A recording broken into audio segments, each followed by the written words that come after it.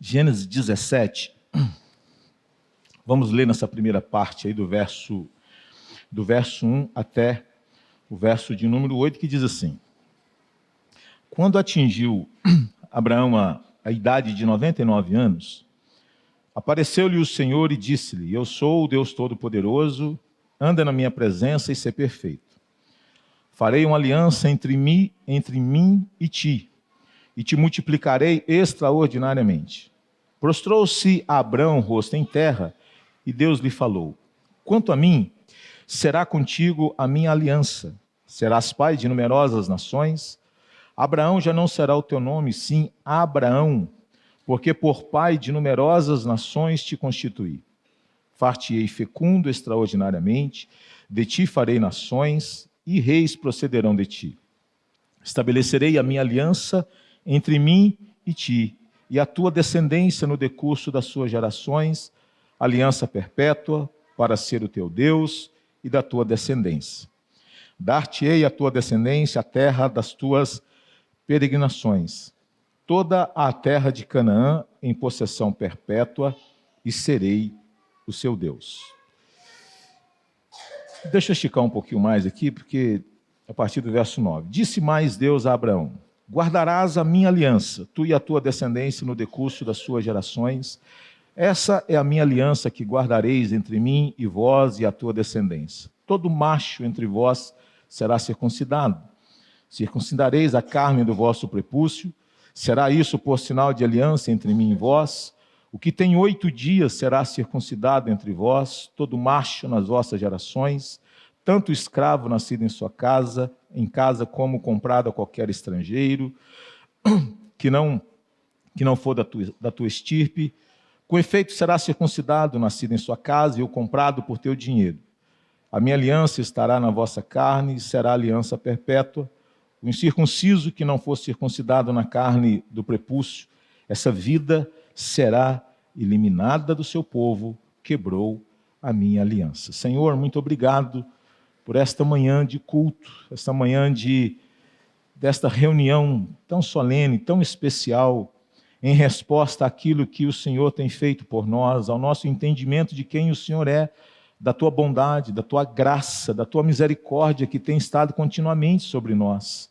Muito obrigado, Senhor Deus, por termos sido alcançados pelo teu favor. Nada fizemos para isso.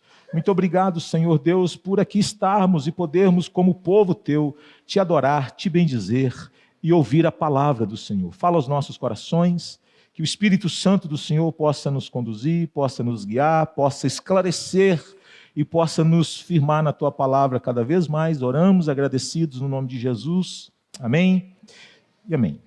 Irmãos, eu quero falar aqui a respeito da família da aliança. Família da aliança, eu queria, à luz desse capítulo, pensar 3 coisas com os irmãos. A família da aliança é uma família alcançada pela graça de Deus. A família da aliança, ela reage à graça de Deus. A família da aliança, ela carrega em si, ou carrega consigo, o sinal da graça de Deus. Eu queria então que nós atentássemos para essas 3 coisas. A família da aliança e quais são as suas características. Essa família da aliança, ela é alcançada pela graça. A família da aliança, ela reage à graça de Deus. A família da aliança, ela carrega em si o sinal da graça de Deus. São 3 coisas muito importantes para a gente pensar, e esse texto ele vai nos falar a respeito desses 3 princípios, desses 3 ensinamentos. Falar a respeito de família é falar contra algo que cada vez mais tem adentrado aos nossos corações, que é sobre a nossa individualidade. Gente que acha que pode viver sozinha, gente que acha que pode caminhar sozinhos, pessoas que entendem todas as coisas à luz das suas particularidades, das suas individualidades. Temos uma propensão a achar que não precisamos de ninguém, que somos seres autossuficientes, somos pessoas independentes. E quando nós pensamos a respeito de Deus e a respeito do que Ele tem feito, nós precisamos entender que Ele fez uma aliança não apenas com um homem, mas ele fez uma aliança com a família desse homem, ele pensou num povo. Nós não podemos pensar na vida de Abraão como sendo um ser só, mas ele também fez essa aliança envolvendo a sua esposa, e essa aliança também passava pela vida do seu filho. Não havia aqui questões que não traziam implicações a respeito da família. As decisões de Abraão afetavam a sua família, prejudicava ou abençoava a sua família. A aliança a qual Deus havia estabelecido, havia feito com ele, tinha que carregar essas marcas essas que não poderiam ser em momento algum negligenciadas. A coisa ela é tão séria que, se você ler, por exemplo, em Êxodo, no capítulo 4, Deus estava decidido, é sério isso que eu vou dizer aqui, estava decidido a exterminar Moisés. Ele estava decidido a colocar um ponto final em tudo aquilo que ele pensava em relação a Moisés, porque Moisés cometeu algo muito sério. Moisés não circuncidou seus filhos. Leia aí o texto de Gênesis, de Êxodo 4, e verás que Deus estava pronto para atentar contra a vida de Moisés, até que a esposa dele percebeu que algo não estava muito bem nessa relação, e ela tratou logo de circuncidar os filhos. Talvez ela não fosse muito favorável a esse procedimento, talvez ela fosse resistente à ideia de circuncidar os filhos, mas foi o que aplacou esta ira de Deus. Moisés estava negligenciando uma ordem clara, uma determinação clara de circuncidar os seus filhos. Aquilo era um sinal de rebeldia, ele estava quebrando a aliança, ele estava tratando a aliança de Deus como algo não importante, e Deus então estava para fazer algo muito sério à vida daquele homem. Porque com Deus, presta atenção, não diz respeito apenas ao Edinaldo. Deus não quer ser apenas o meu Deus. Deus, Ele quer ser o Deus da minha esposa. Deus, Ele quer ser o Deus também dos meus filhos. Por isso que no pacto da graça de Deus, as crianças não eram negligenciadas, as crianças não eram esquecidas, as crianças faziam parte das bênçãos da aliança, porque Deus, Ele se relaciona com famílias. A igreja de Deus é uma família de Deus. Por isso que nós somos irmãos e tratamos uns aos outros como tal. E nesse texto, irmãos, há aqui algumas informações importantes a respeito do que nós devemos entender sobre esta doutrina, a doutrina da aliança, a família da aliança. E eu quero então caminhar nessas três direções aí. A família da aliança, ela é primeiramente alcançada pela graça de Deus. Por que eu digo isso? Porque o texto começa dizendo assim: quando atingiu Abraão a idade de 99 anos, apareceu-lhe o Senhor e disse-lhe: eu sou o Deus Todo-Poderoso, anda na minha presença e ser perfeito. Farei uma aliança entre mim e te multiplicarei extraordinariamente. Agora, é muito interessante nós observarmos isso aqui, porque quando Abraão atingiu a idade de 99 anos, ou seja, 24 anos havia se passado, quando ele foi chamado por Deus, quando foi feita uma promessa de Deus a ele: você vai ser pai. Ele tinha 75 anos de idade, 24 anos se passaram, mas o menino não chegou. Sara, que era 10 anos mais nova do que Abraão, não engravidou. Em qualquer civilização, em qualquer época, irmãos, tantos anos antes de Jesus, ser pai com 75 anos, talvez a gente nem ficaria muito assustado, né? Ser pai com 75, mas ser pai com 99 é outra conversa. A gente vê uma senhora, tem alguma senhora aqui de 90 anos? De 90? Uma senhora de 90 anos, grávida, é um negócio assim, a gente vai dizer que é barriga d'água. Gravidez psicológica, sei lá, não é? Mas gravidez mesmo, uma senhora de 90 anos, e o senhorzinho de bengalinha, todo trêmulo, dizendo, né? Quando era para ser tetravô, ser pai, é de fato estranho. Mas o que eu quero chamar a sua atenção aqui? Porque veja, em Gênesis 12, Deus chama Abraão. Em Gênesis 12. Em Gênesis 15, Deus formaliza a aliança com Abraão. Então nós temos ali os animais que são cortados, e ali é Imagem muito interessante, porque quando se fazia uma aliança, ambas as partes se comprometiam com aquilo que estava sendo feito. E se você ler no texto de Gênesis 15, você vai perceber que temos ali todo o ritual da aliança, mas tem algo que chama a nossa atenção, porque Moisés não fez nada. Abraão não fez nada, melhor. É o próprio Deus quem assume o compromisso total com essa aliança. Deus estava dizendo o seguinte: eu me comprometo comigo mesmo que aquilo que eu estou estabelecendo com você, eu vou cumprir. A minha aliança, Abraão, não depende de você. A minha aliança, Abraão, não depende da tua fidelidade. A minha aliança, Abraão, não depende da sua integridade. Eu estou assumindo um compromisso de que aquilo que eu estou lhe dizendo, você vai ser pai de uma numerosa nação, sou eu que estou dizendo, caso eu não cumpra isso, eu vou causar dano a mim mesmo. É um negócio assim que diferente. Mas leia o texto de Gênesis 15 e isso está claro. Muito bem. Aí você tem antes do 17, que é a renovação da aliança, você tem o quê? O pecado de Abraão. A mulher já meio desesperada, já meio angustiada, dizendo, nada acontece, o tempo está passando, está aqui a minha serva Agar. Então é o seguinte, vamos dar um jeitinho brasileiro nesse negócio aqui, já que Deus não está resolvendo a coisa, resolvemos nós. Já que Deus não está fazendo nada, façamos nós. Já que Deus não está intervindo, eu não tenho mais paciência para esperar, não tenho mais paciência para administrar isso. Chega, está aqui a minha serva e você vai me dar filho através dela. Nós temos aqui, irmãos, o pecado desse homem. Nós temos aqui a transgressão desse homem. Nós temos aqui alguém que não estava querendo mais esperar, que não estava suportando mais administrar aquela demora para o cumprimento da promessa. O capítulo 16 de Gênesis fala sobre a falta de confiança de Abraão na promessa de Deus. Ele não confiou que Deus haveria de fazer aquilo. Ele não creu, irmão, suficientemente. Ele pecou contra Deus. Por que eu digo que família ela é alcançada pela graça? Porque mesmo diante desta falta de confiança, mesmo diante desse pecado que ele cometeu, de querer dar um jeitinho, de querer forçar a coisa, de querer dizer para Deus, já que o Senhor não faz, nós façamos nós. Está aqui um filho, Ismael, Deus visita esse homem. Deus vai de novo ao encontro dele. Irmãos, é muito interessante, a gente não se dá conta da quantidade de vezes que Deus veio ao nosso encontro.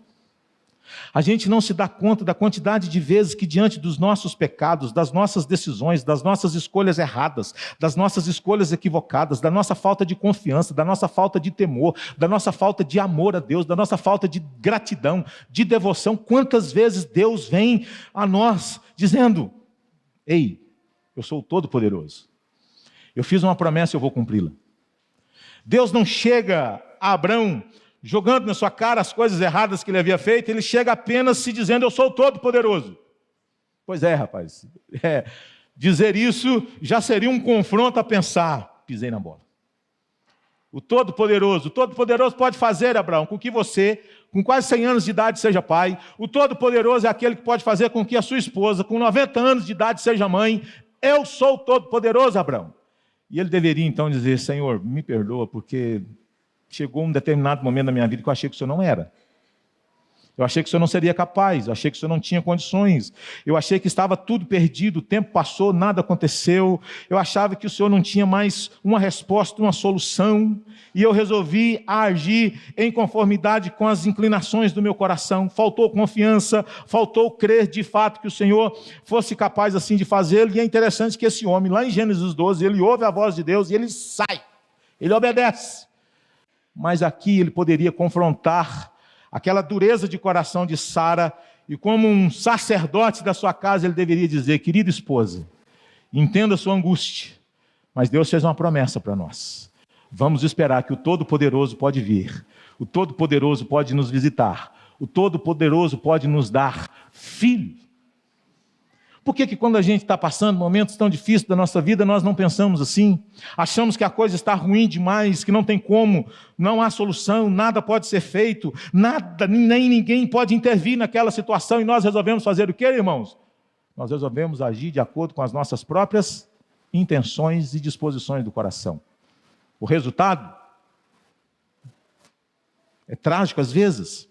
Então, temos aqui um homem e sua mulher que foram visitados por Deus, apesar do seu pecado, apesar da sua transgressão, apesar da sua falta de confiança, apesar da sua falta de temor.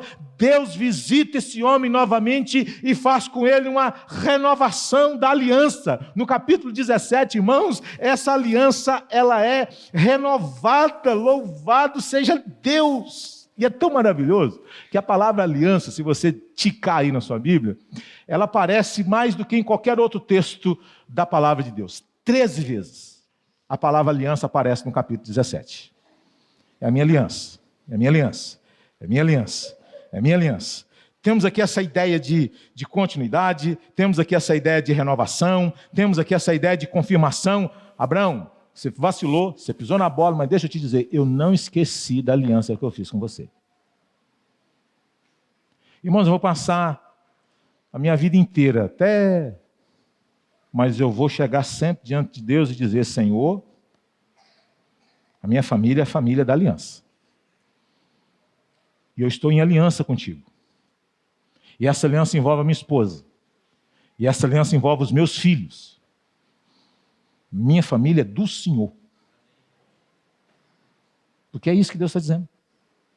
Quando a gente se sentir tentado a querer fazer igual Sara, dar um jeito e acabar com tudo, fazer da nossa maneira, fazer da nossa forma, nós devemos lembrar que nós estamos em aliança com Deus, e quando nós estamos em aliança com Deus, nós precisamos entender, espera aí, o Todo-Poderoso fez uma promessa, vamos seguir firme. Ele falou que não seria fácil, ele não falou o dia nem falou a hora, ele falou que ia fazer, vamos confiar. Ele disse que nos visita, ele disse que estaria conosco todos os dias até a consumação do século. Ele disse que seria Deus presente na nossa vida. Ele disse que mesmo que a gente passasse pelo vale da sombra da morte, que nós não deveríamos temer nada, que Ele estaria conosco todos os dias. Vamos confiar, vamos descansar. Deus é presente na nossa vida. Por que é que nós estamos duvidando? Por que é que nós não estamos crendo que Deus tem todo o poder?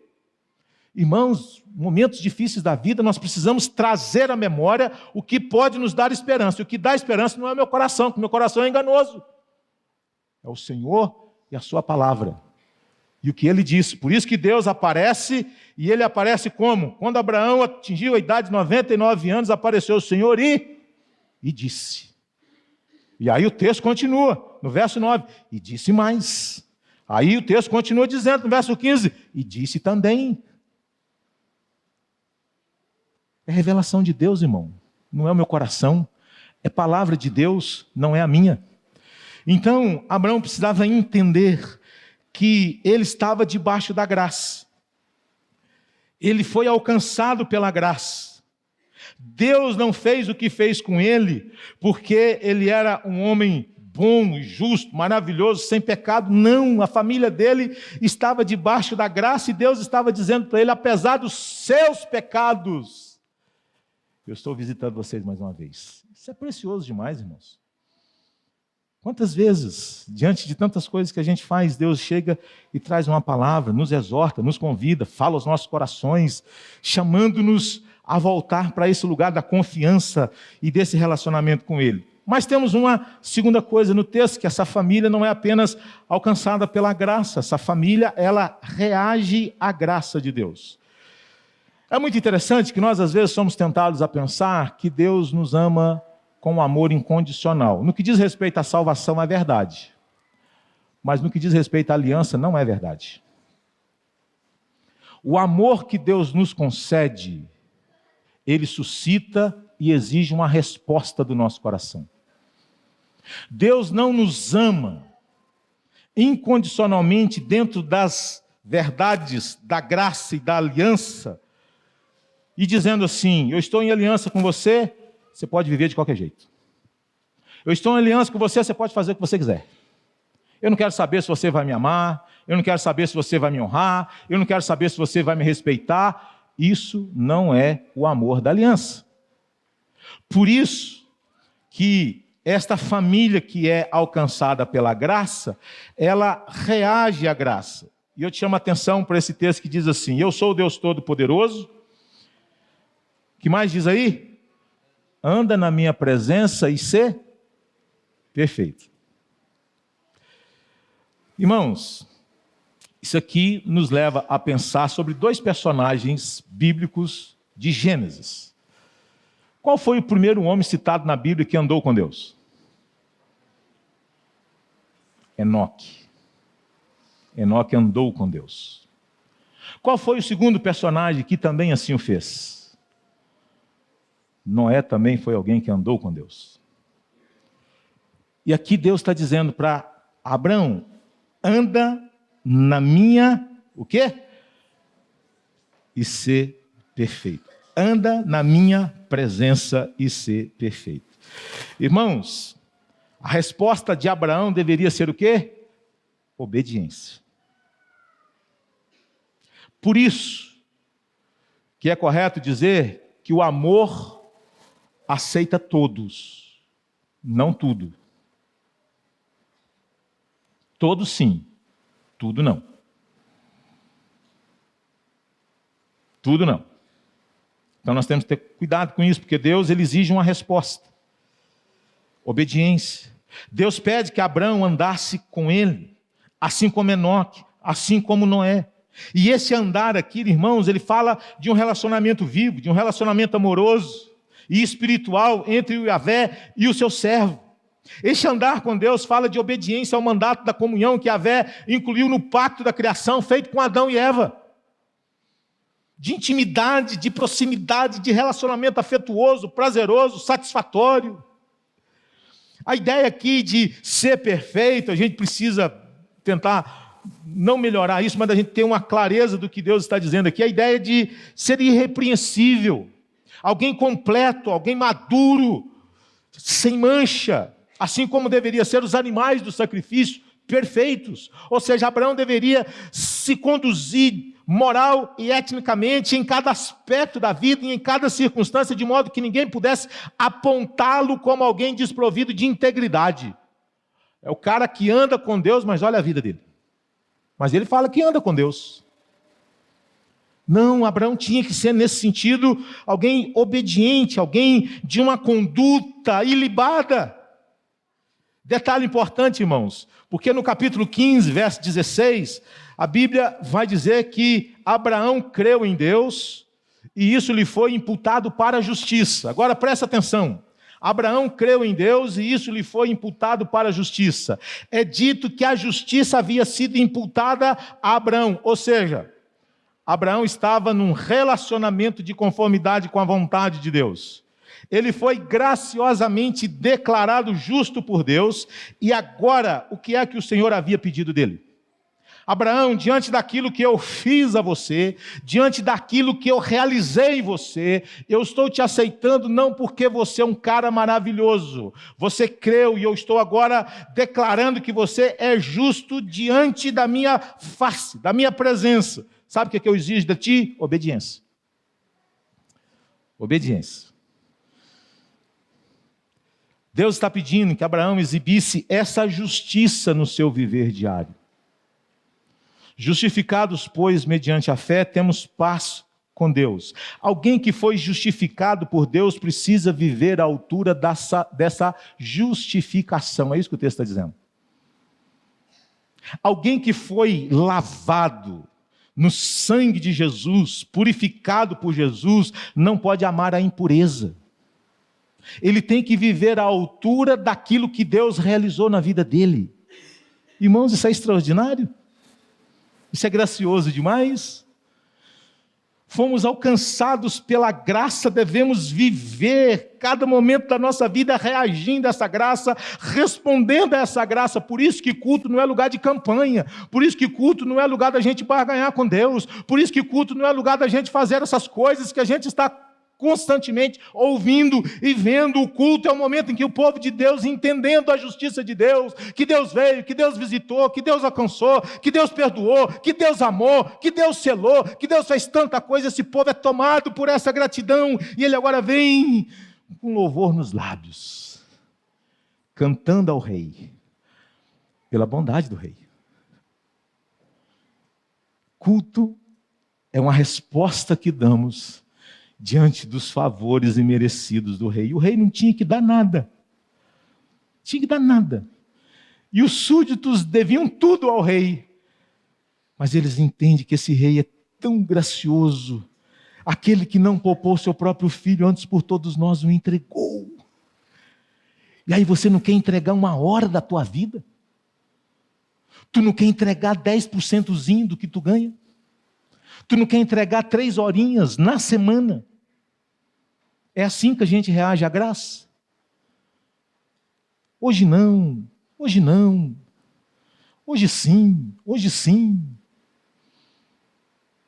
Hoje não, culto não. Está frio, está isso, está aquilo. Dependendo, hoje sim. É assim que a gente reage à graça? Não.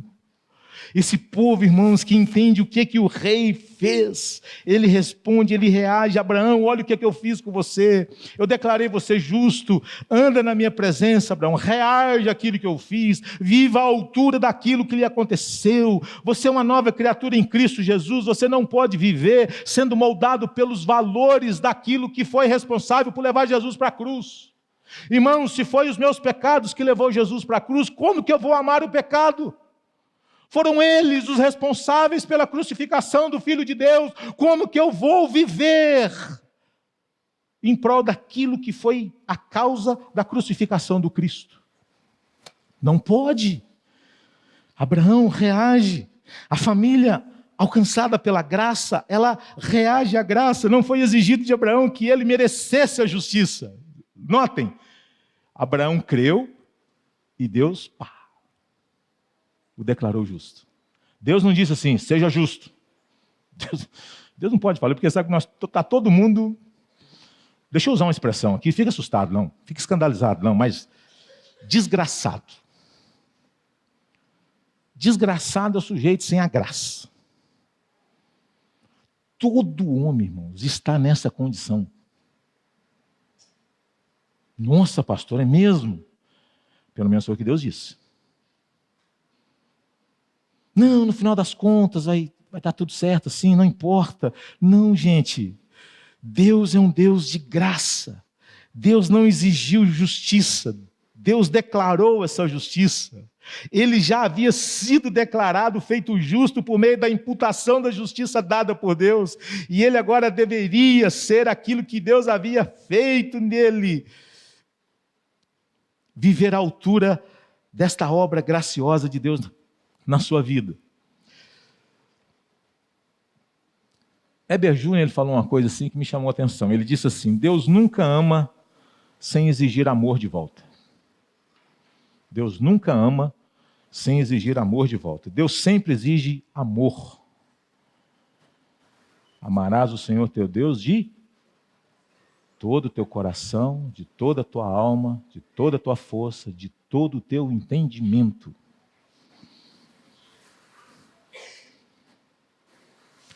Porque Deus amou o mundo e eu não estou nem aí para Deus.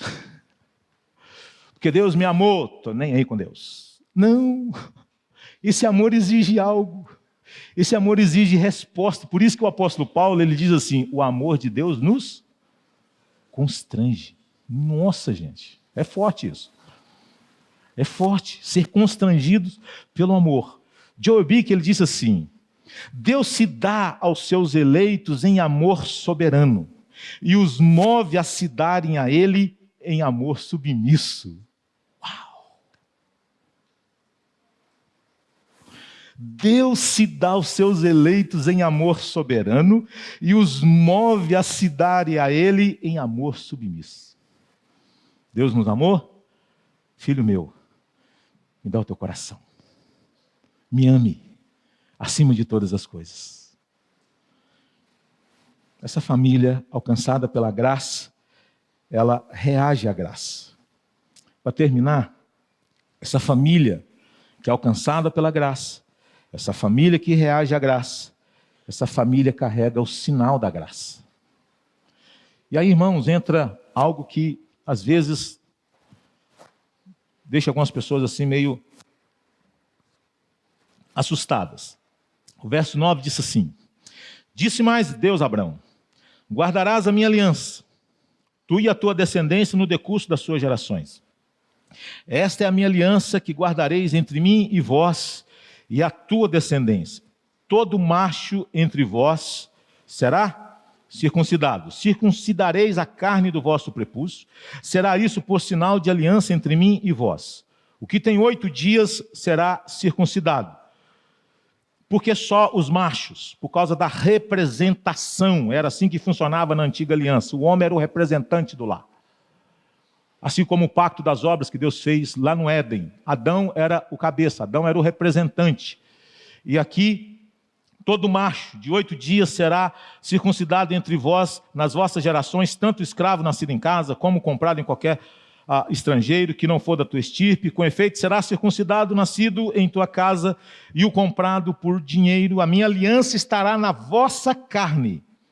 Ela será um sinal, ela será um selo. Presta atenção nisso. Ela é um selo, será uma aliança perpétua.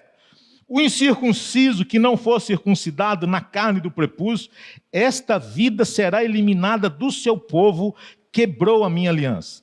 Então veja, irmãos, essa família que é alcançada pela graça, essa família que reage à graça, essa família carrega em si o sinal da graça de Deus. E Deus aqui está exigindo esse sinal nesse órgão reprodutor masculino. Abraão carregaria o sinal esse que foi exemplificado lá no capítulo 15, é sangue. Um animal que foi morto e depois, anos à frente, é o próprio Cristo que vai dizer, este é o cálice da nova aliança, onde? No meu sangue. Não precisava de muita explicação, porque o povo sabia aquilo que o sangue representava, por isso que o autor aos Hebreus vai dizer que sem derramamento de sangue não há remissão de pecados. Agora, notem um detalhe. No capítulo 15 vai dizer que Abraão creu em Deus. Ele creu antes de ser circuncidado. Antes de ser circuncidado. A Bíblia vai dizer que a circuncisão, ela é o selo da justiça da fé. Então veja, para ser circuncidado, pressupunha-se que tinha que ter o quê? Fé. Tinha que ter fé. Deus não tem 2 povos. Por isso que nós olhamos para o Antigo Testamento, a gente vê continuidade e descontinuidade. 2 sacramentos no Novo. Na Antiga Aliança, ninguém foi salvo pelas obras, foram salvos também pela graça, foram salvos pela fé no Cristo que havia de vir. No Novo Testamento, a mesma forma, salvos pela graça no Cristo que já veio. Nós temos a Páscoa, nós temos a ceia, nós temos a circuncisão, nós temos o batismo. 2 sacramentos. E aqui nós temos uma transição. E então, esse homem que creu em Deus, ele leva em si este selo, este sinal da graça, a circuncisão. Assim como nós, ou quando nós entramos em aliança com Deus, nós recebemos o quê? O selo da justiça da fé. Qual que é? O batismo. O batismo é o selo da justiça da fé. No batismo, nós que cremos em Deus, estamos em aliança com Ele. Mas eu criei. Uma criança de 8 dias tem fé? Tem não. Leia comigo. Se você quiser saber mais detalhes disso, nós vamos falar na escola bíblica sobre o batismo. Por que o batismo? Quem deve ser batizado e como deve ser batizado? Por que a gente batiza com pouca água? Racionamento. Tá certo? Mas por quê? Que a gente não tem uma piscina aqui. Por que a gente não foi no batistério, no Chico Mendes? Tem um batistério lá, irmãos. Nada contra, mas por que a gente não faz isso? Por que a gente usa tão pouquinha água? Então nós vamos explicar isso aqui na escola bíblica dominical. Batismo, quem, por quê e como.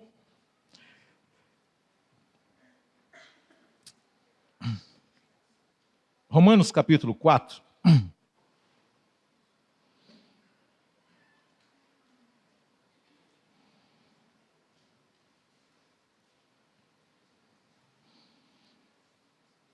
Verso 11. Diz assim: e recebeu o sinal da circuncisão como selo da justiça da fé. Então a Bíblia não está dizendo aqui que Abraão ele foi circuncidado sem fé, que a circuncisão não pressupunha fé. Isso era o modus operandi. Mas veja, irmãos, este sacramento, essa ordenança, que era o selo da justiça da fé, que Abraão recebeu para vir a ser o pai de todos os que creem, embora não circuncidados, a fim de que lhes fosse imputado a justiça, e pai da circuncisão, isso é, daqueles que não são apenas circuncisos, mas também andam nas pisadas da fé que teve Abraão, nosso pai, antes de ser circuncidado. Então é muito interessante que o selo da justiça da fé, que era a circuncisão, fosse aplicado a uma criança de 8 dias. Por isso, no entendimento dos reformadores e da Igreja Presbiteriana do Brasil, se a gente não entende a aliança, se a gente não entende o que é pacto da graça, nós vamos ter sérias dificuldades para entender por que as crianças fazem parte. Quando as crianças eram circuncidadas, Deus estava dizendo, ou nós estávamos concordando com Deus, dizendo: Senhor, tu queres ser o Deus dos meus filhos? Quem sou eu para impedir? Agora, o que nós fazemos hoje? Ah, não, deixa ela crescer, e quando ela crescer, ela resolve. Você acha que é isso que Deus quer? Deus quer isso não, irmão. Deus não quer que os nossos filhos sejam entregues a si mesmos. Ele está dizendo: eu quero ser o seu Deus, mas eu quero ser o Deus dos seus filhos. Então você vai carregar esse sinal de compromisso, que era a circuncisão. A circuncisão era um compromisso feito diante de Deus. Por isso que a gente não faz apresentação, porque a apresentação não é compromisso.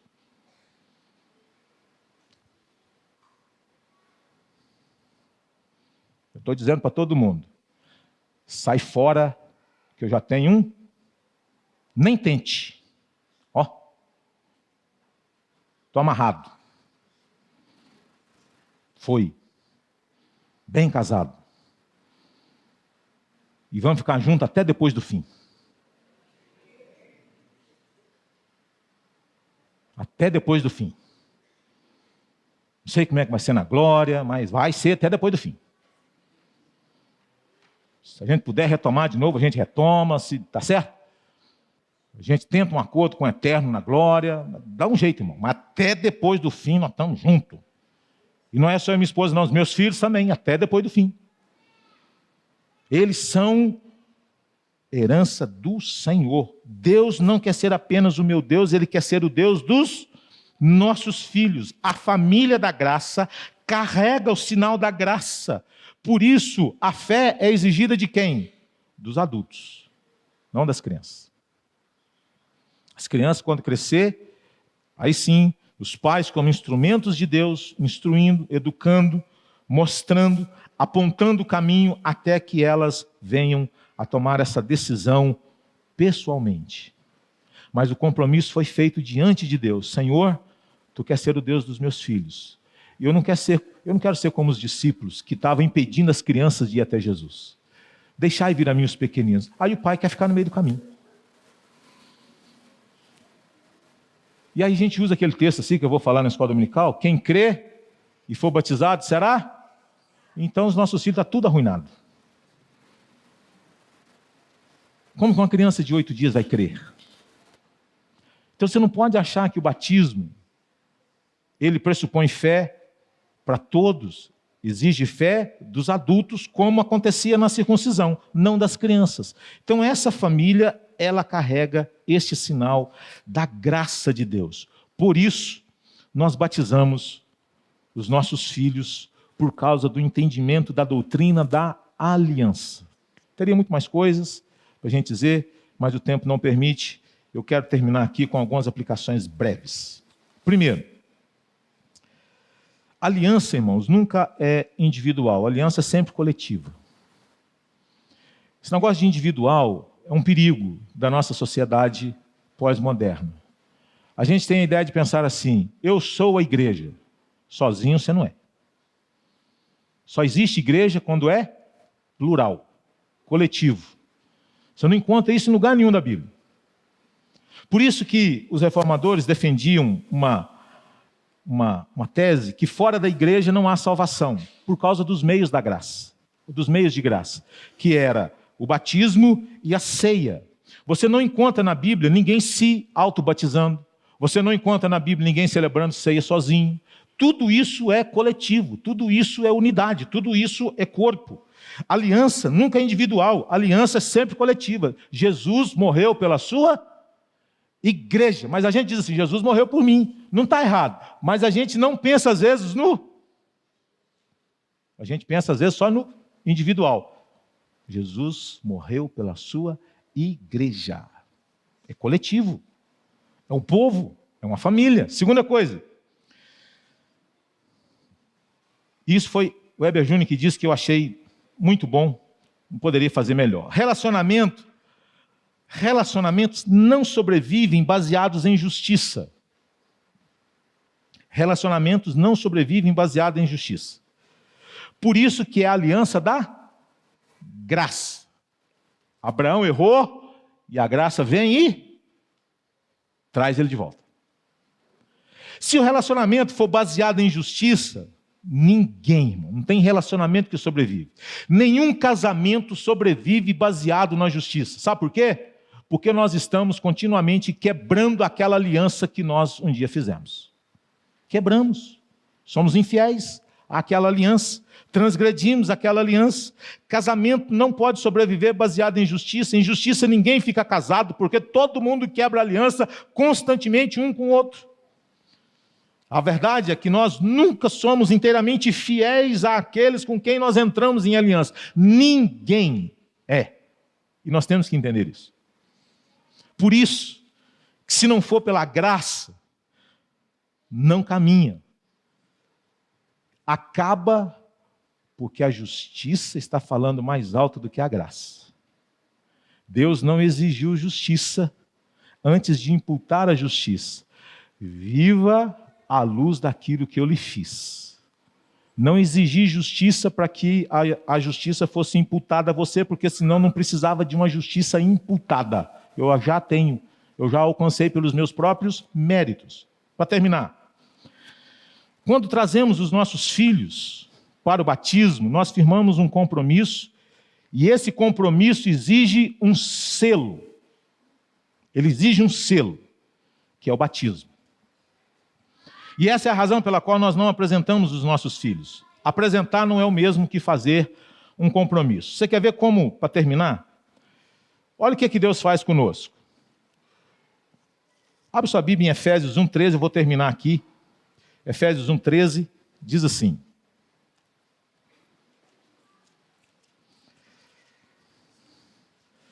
E eu termino.